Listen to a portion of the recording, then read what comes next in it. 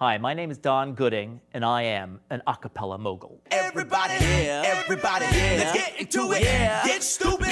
Get started. Get started. Get started. Let's get it started. Let's get it started.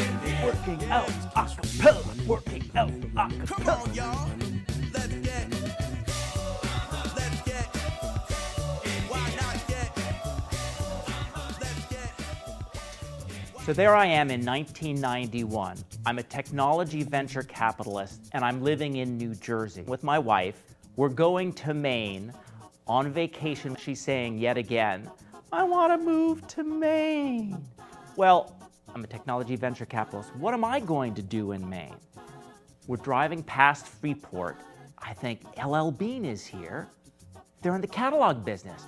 I could do a catalog in Maine. So next January of '92, I started the primarily a cappella catalog. It's the very first a cappella catalog, and it gathered all of 150 CDs in one place. Now, the acappella.com online catalog has 7,000 titles. It's really quite amazing. It's not just that I found a few more between then and now, but the world of a cappella has grown tremendously over the last 20 years or so. Vocal Best of College A Cappella is a compilation put together annually of the very best tracks from college a cappella groups and what is now the International Championship of Collegiate A Cappella, which is a live competition for college a cappella. Around 1995, Adam Farb and Deke Sharon started Vocal. And then in '99, I took it over at that point. Now it brings about 150 groups from North America and Europe together for 3 rounds of competition with finals at Lincoln Center. It's become a very big deal for groups that really enjoy the live performance side of a cappella. And what's happened actually over the last decade is that live a cappella has become quite different from recorded a cappella. Contemporary a cappella Publishing is a sheet music publishing company that's distributed by Hal Leonard Corporation, which is the biggest distributor of sheet music in the United States. There are 3 people involved. I did the business side. I spent so much of the last 17 years working on the business side of a cappella that I haven't had nearly enough time to work on the fun side of actually singing a cappella. We were sitting around after the 2007 finals of the college competition, and one of the producers of the competition looks at me funny and says, Don, do you actually sing? And I was shocked. I mean, here I've sung all kinds of a cappella my entire life, and yet because I'm the mogul of a cappella, people don't even know that I sing.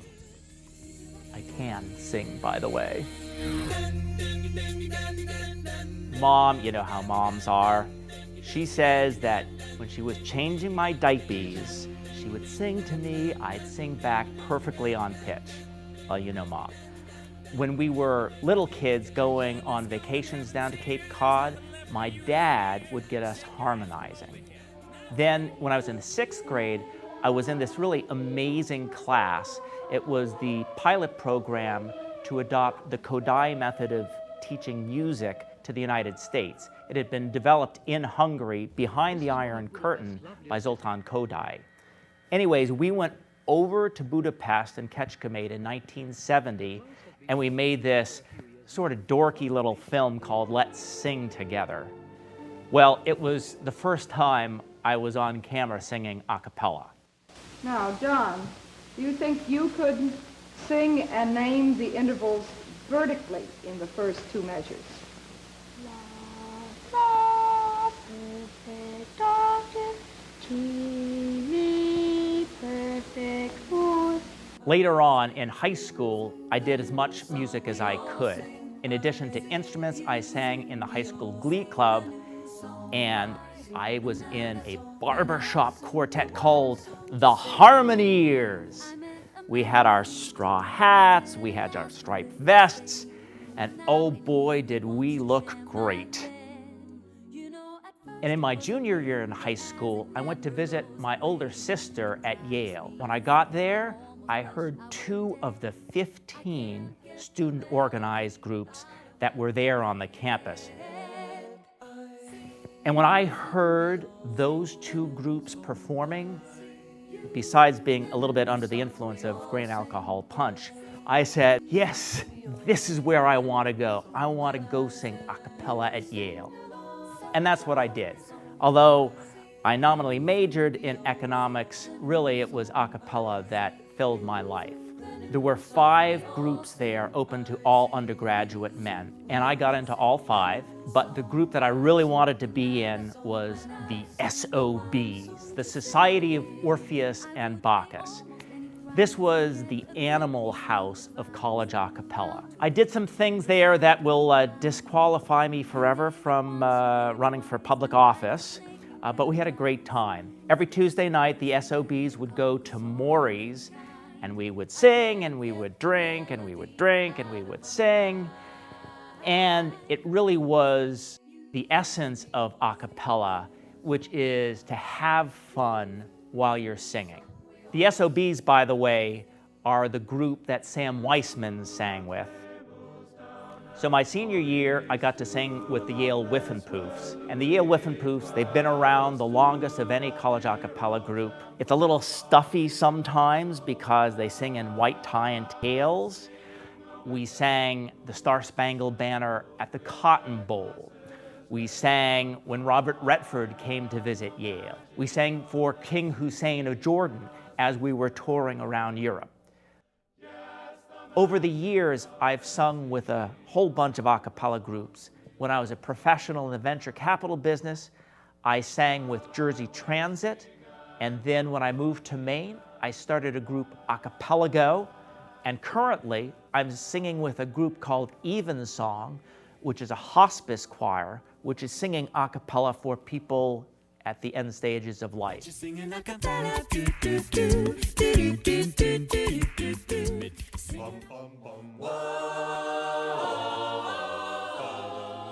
Yale is where college a cappella got started. Actually, 100 years ago this year, the Yale Whiffenpoofs got started.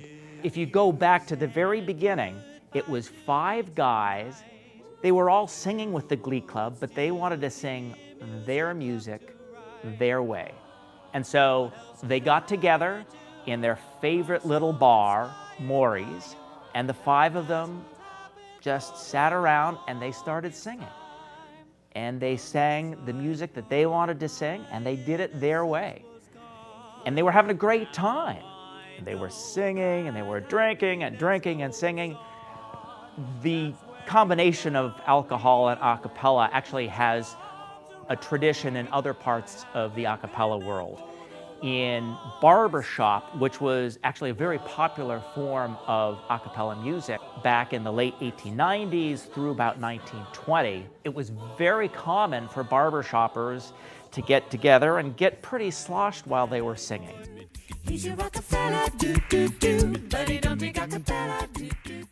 In the early days of a cappella, a lot of singers would just gather around and they would make up the notes that they were each going to sing on the spot. That's called woodshedding.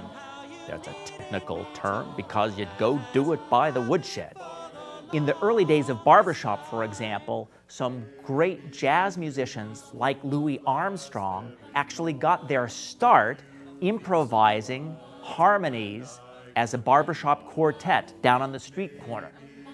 Roll forward a bunch of decades, and then in the 1950s, in boroughs around New York, you had young guys standing on the street corner making up harmonies, and it was later called doo-wop.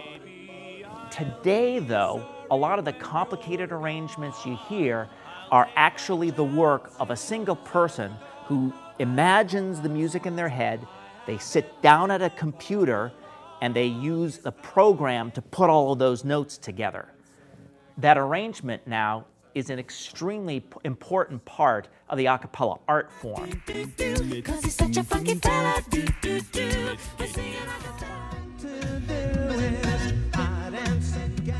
One of the things that's interesting about current a cappella is the use of vocal percussion. Now, I'm not a very good vocal percussionist.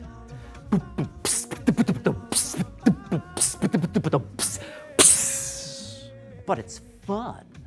It's fun to do. And that's part of the reason why it's become very popular. Now, there are some people who attribute vocal percussion to Bobby McFerrin because you may remember back in the 1980s he had the big hit with Don't Worry, Be Happy, and he did really body percussion. He would thump his chest to make a sound, and he'd do just a little bit of percussion. In fact, the source of vocal percussion goes back to 1983, the very beginnings of hip-hop, and a guy named Dougie Fresh decides he's going to be a human beatboxer. So he started making all of these really fun, really cool sounds with his mouth. And over the next decade, a lot of other people started deciding they wanted to make these cool sounds too. Finally, in 1991, the very first vocal band was formed, the House Jacks. The House Jacks had one guy who spent all of his time making drum sounds with his voice. Andrew Chaikin is now performing as Kid Beyond. He's a one-man vocal band. He actually uses this really cool looping machine, and he lays down first the percussion, and then the bass, and then all of the harmony, and then finally the melody on top of it.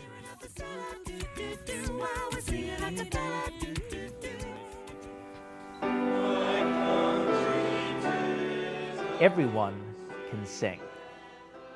No, I mean it. Everyone can sing.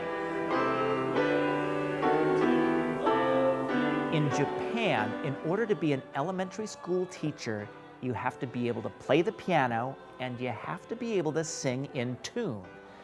There were all sorts of sort of tone-deaf elementary school teachers who couldn't get certified. So there was a need for somebody to figure out how to conquer tone deafness. And there was a Japanese professor who's figured it out.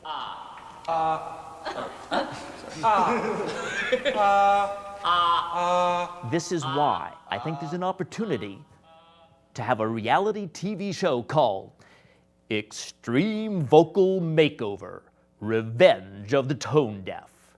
Imagine this. You bring in all sorts of singers who think that they're tone deaf, but they want to be able to sing for a really important part of their life. They want to sing to their newborn baby. They want to sing happy birthday to their husband who's stationed in Iraq. They want to sing to propose to their loved one.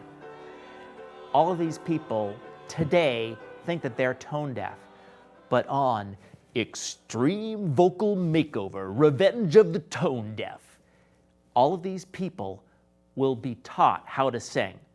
Now, how does that work? It turns out that this Japanese professor figured out that tone deafness is actually poor muscle coordination.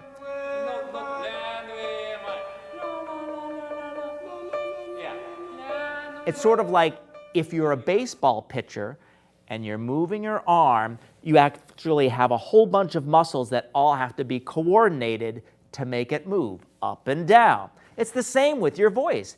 You need your chest voice and you need your cricothyroids. Now check this out.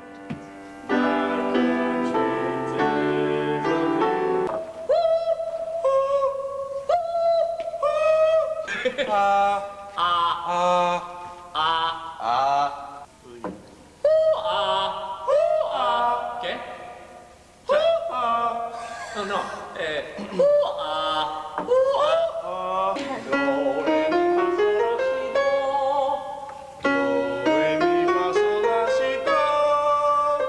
Because too high, usually too low.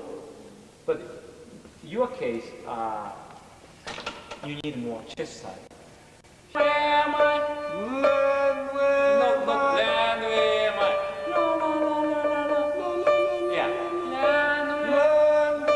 you got it.